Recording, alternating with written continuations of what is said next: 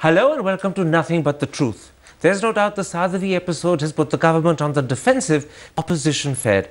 Did it come up with exaggerated, perhaps even hypocritical demands? That's the key issue I shall put today to the Rajya Sabha leader of the CPM and one of its senior Politburo members, Sitaram Yechuri. Mr. Yechuri, let's start with Sadhvi Niranjan Jyoti. There's no doubt that what she said is appalling, but she's apologized, she's been admonished by the Prime Minister. Why can't you accept that as the end of the matter?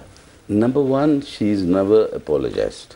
She said, in case it's hurt some people's feelings, I'm willing to take it back. I express khed in If Hindi. she were to come up with a more fulsome apology, would that then do? No, but the point at issue is not merely an apology. The reason why I'm objecting to the word apology is not that that would do. In our opinion, there are two issues involved. One is the fact that this is not the language that should be spoken, and this will divide our country's But the Prime Minister accepts that. The Prime Minister accepts that. Yeah. Secondly, remember, by saying so, what she said, the content of it actually goes against the very grain of our Constitution, a fundamental feature of our Constitution, and it is under oath of that very Constitution. She is a minister. Now, how can this contradiction be resolved? You're coming up, in fact, not fully but half hinting at what you said in Parliament, that you believe she's guilty of breaching Section 153 of the Indian Penal Code. But the problem is that's your interpretation, not a fact. A judge will decide that issue. Remember, she's only breached 153A if you can claim that she was promoting enmity. Yes. She could say that I was rude. Every rudeness is not promoting enmity. Yeah, and when you claimed in Parliament that her apology is an admission of guilt, it's maybe admission of guilt of being rude, not admission of guilt of committing a crime. No, the point is, let the investigation, I've said it in the Parliament, let the investigation on the crime take place. They'll happen outside the Parliament, outside the House. And when she's found guilty, she'll step down. But till then, why should she? Till that investigation is going on, as a minister, she should step down. I'll tell you why. Because you can influence the course of the investigation. Oh. Delhi police is under the central government. Please understand. Mr. Yechuri, if this was an investigation of corruption, if this was an investigation of a murder or a rape, I could understand. This is an investigation of whether a word used by her haramzado, which she believes was rude, amounts to promoting enmity. Surely her being in office won't hamper the police. No, I'm a little taken back, Mr. Thapar, that the fact that if you use a word that can lead to a riot where people die, where people are killed, where there is mayhem, is that any better than committing a murder? Can I put this to you? Huh? To say that those who don't vote for the BJP are haramzade is rude, it is unfortunate, it is regrettable. It should never have happened. But to say that it will actually lead to a riot, which will then lead to murder, is a huge exaggerated interpretation. Why? No, it is not. It is not at all. Number one, it's not just rude. Number two, it's just not one isolated statement by one minister. This comes along with a whole baggage of what we have been hearing for the last couple of months. So this, in a sense, is the straw that broke the camel's back for you? As far as the Parliament is concerned, because it's a member of the Union Council of Ministers. You may be right on that point. But what you've done in response is to hold up Parliament for 4 days. And I want to put this to you. Let me finish, then you answer. I want to put this to you. India is not a rich country. Parliament costs 2.5 lakhs a minute. The cost of holding up the Rajya Sabha for 4 days is 18 crore. There's a lot the government could have done for the poor with that money, but they can't because you wasted it holding up Parliament. Is it fair that on this issue, calling some people haramzade, you should hold up the functioning of Parliament? I'm appalled at this argument. I would turn around and say it's the government that's holding up the Parliament. Why didn't you at that moment say that this is the minister who has violated her own oath of office, and therefore she steps down till the investigation takes place? Can I tell you why? Why did you use your own logic the other way around? I'll tell you why I'm saying you're holding up Parliament rather than the government, and it's for this reason. Your first demand, and I think you made it personally, was the Prime Minister must come to the Rajya Sabha and make a statement. Sure. He took 2 days, but he did come. The night before, you were saying on television in sound bites that if he did come, it would be the end of the matter. The second he came and made a statement, you then had another demand. If he That's did why come, I say please. You're the one. No. You're only quoting me wrong, and only one half of it, and not even the first half. Prime Minister comes and gives the assurance that action would be taken against the errant minister. Prime Minister came but did not give that assurance. Because the errant minister has apologized for what was rudeness. You are interpreting that rudeness as a crime. Others don't. A judge has to decide. So that is not an issue which is called for a resignation. Till the judge decides. What we are saying is you step down. And you think it's worth wasting 18 crore stopping legislation, stopping parliament, stopping democracy functioning for this? Of course not. Of course not. I am appalled that this is happening. But the question should be answered by the government.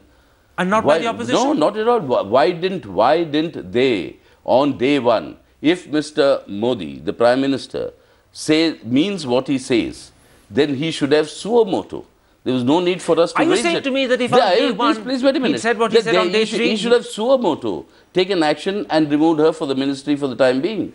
All right. He should have. Let me then try and explain to you why people believe your stand is hypocritical, and in a sense that answers why the Prime Minister suo moto isn't taking action. I'm going to give you several examples of when CPM MLAs and MPs said objectionable, said nasty and indefensible things about Mamata Banerjee. They apologized, they were admonished, and you dropped the matter. Let me tell you, first of all, I entirely disagree with this logic. Even if you're right, which I don't think you are. Right. I'll give you examples. Okay, fine, we'll go into that. Two wrongs never make a right.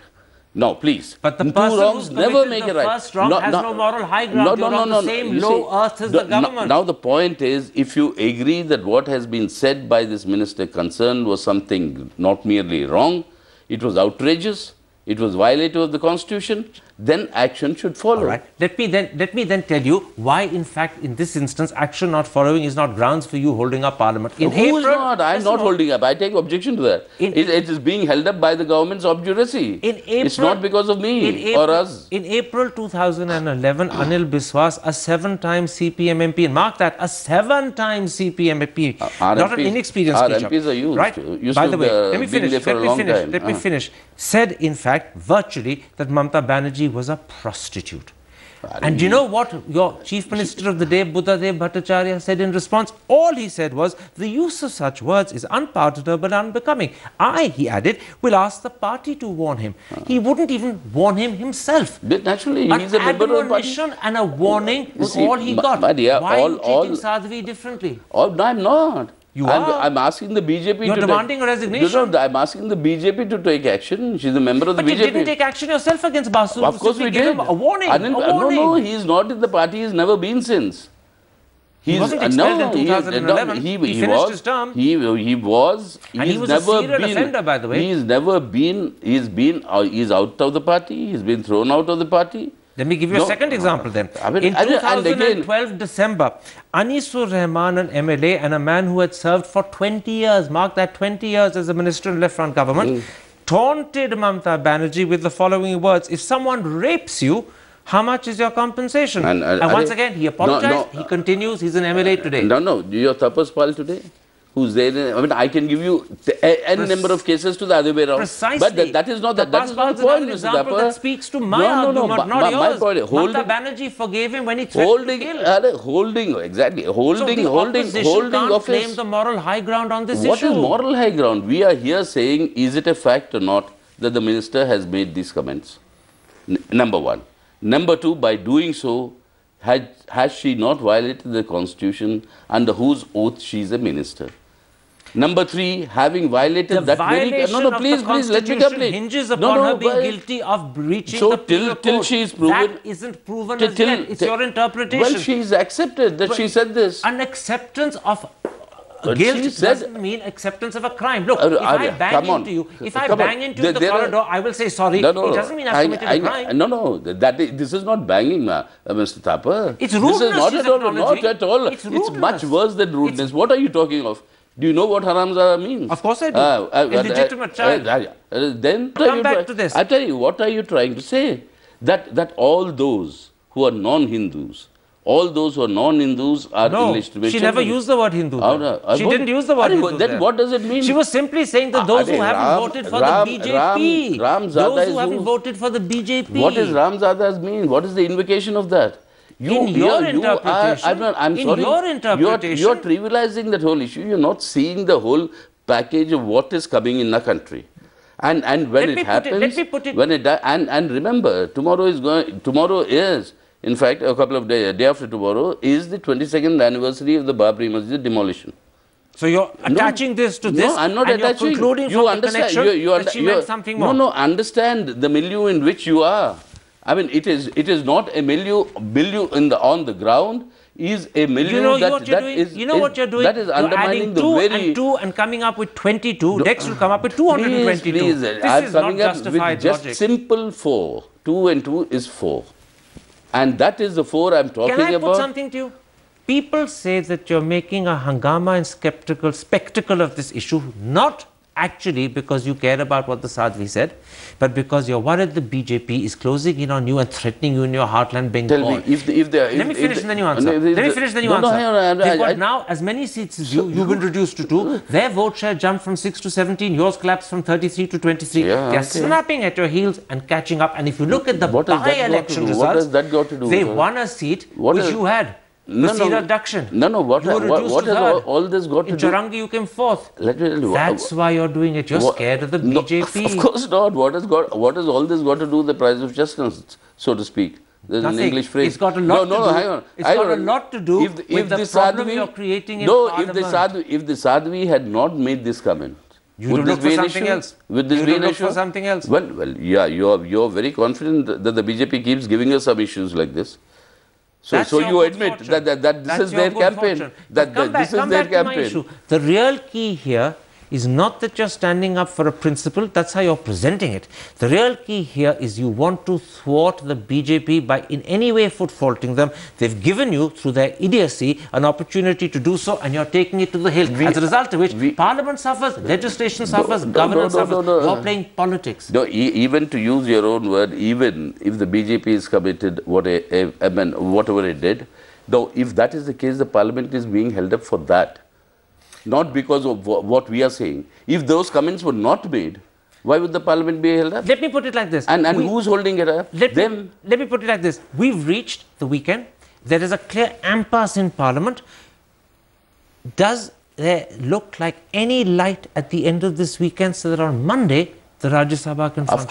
Of course there is. Where's that light? I'll tell you, we first said that the minister should resign or be thrown out. That hasn't happened. No. I mean, what happens, that we'll see. Second, we said let the Prime Minister come and assure that he'll take action. That's happened, but you're not happy with it. No, he's not but said. You're not happy with it. No, he's not said. He's not said that he's going to take action.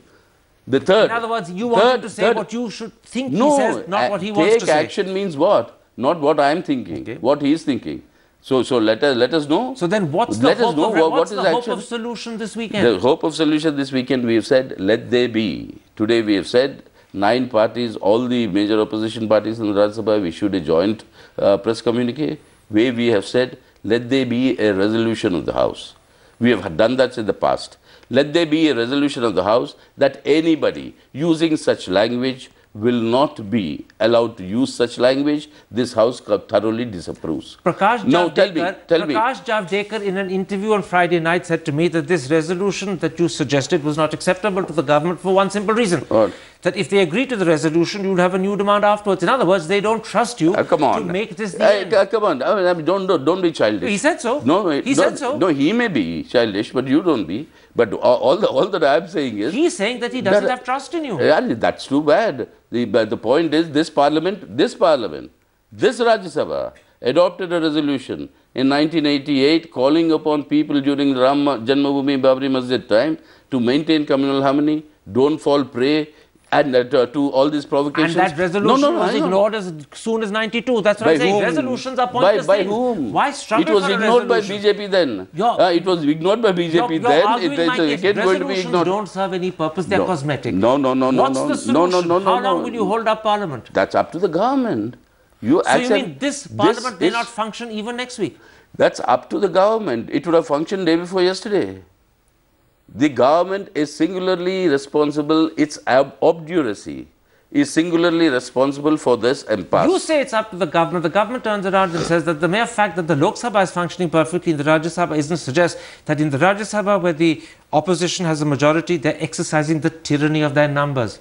Can I put it the other way around? Lok Sabha, the BJP is exercising the tyranny of the majority, which was a word that emerged in the Enlightenment period in Europe. You know European history. You know what you're suggesting to me, that actually the Indian Parliament has become dysfunctional? No, it is not. It really is this week. The health of the Parliament is by what we are saying.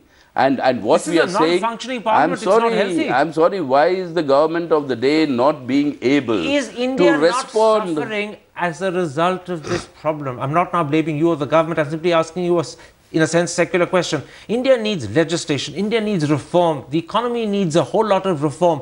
You even grant that. Nothing is happening. GST is stuck. Insurance is stuck. Coal ordinances are stuck. They're all stuck. Well, because of what?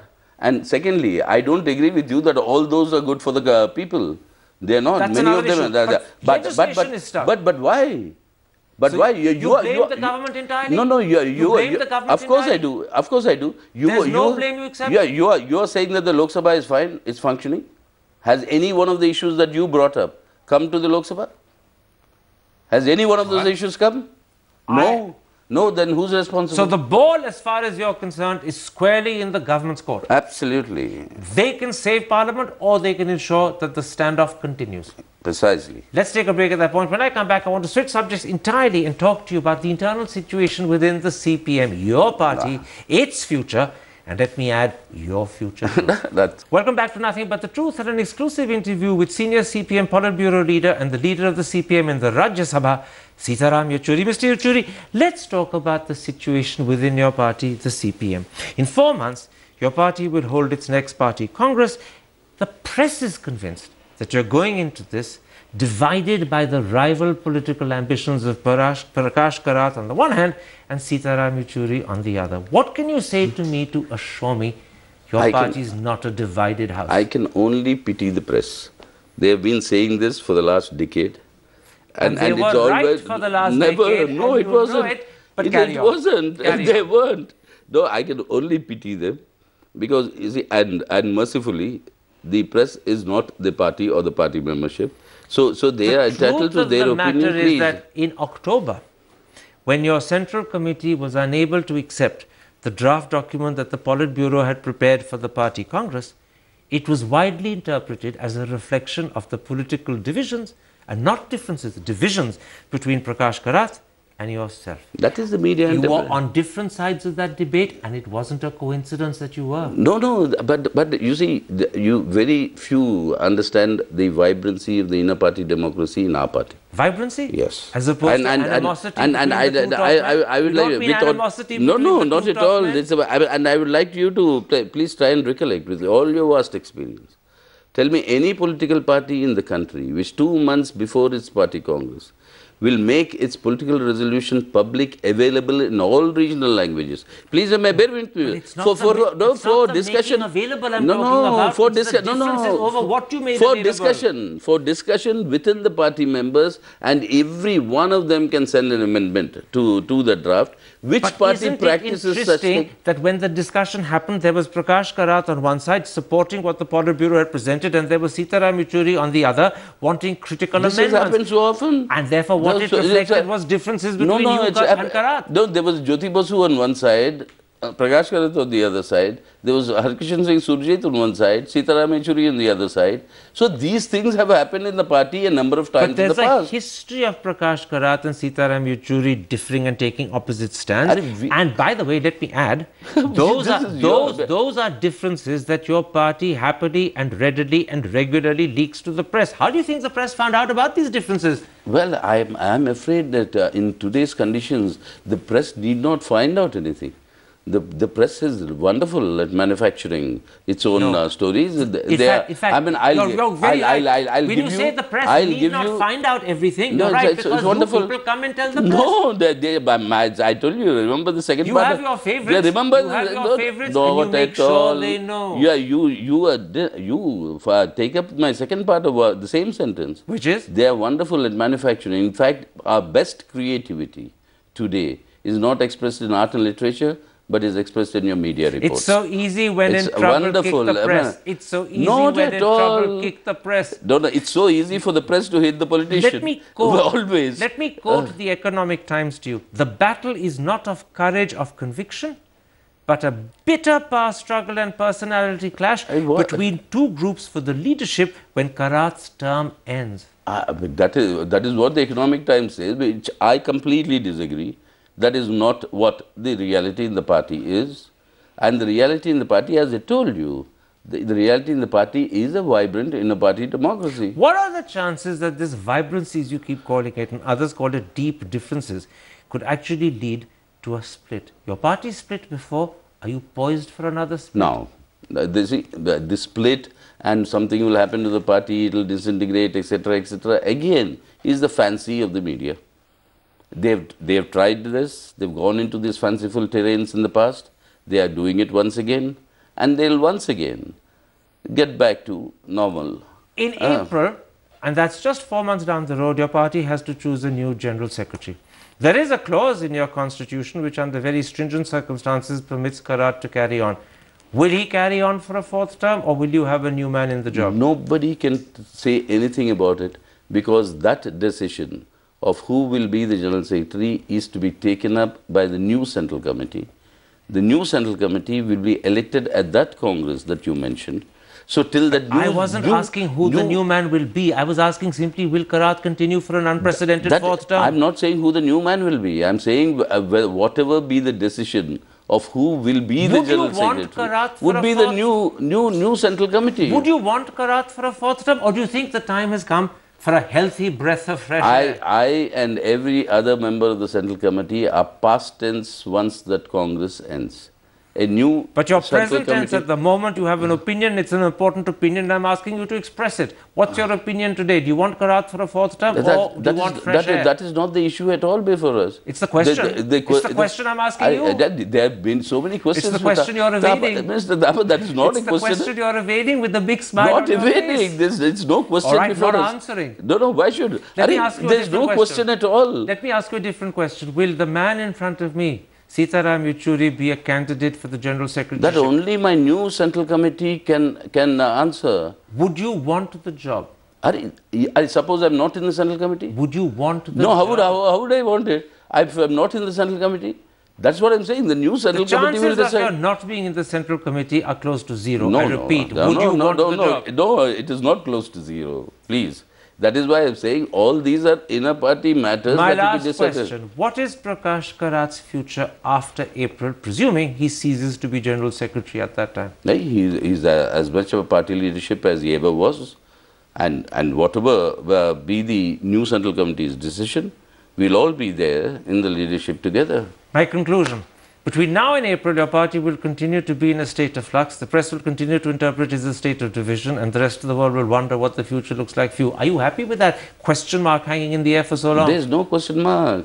Let many flowers bloom. Let 1,000 thoughts contend. Let 100 flowers bloom and let 1,000 thoughts contend, was a saying by Mao Zedong. And that is the vibrancy of a Communist Party. Too many flowers makes for, in fact, not a botanical garden, but a forest. No, not and confusion. And sometimes the forests are beautiful.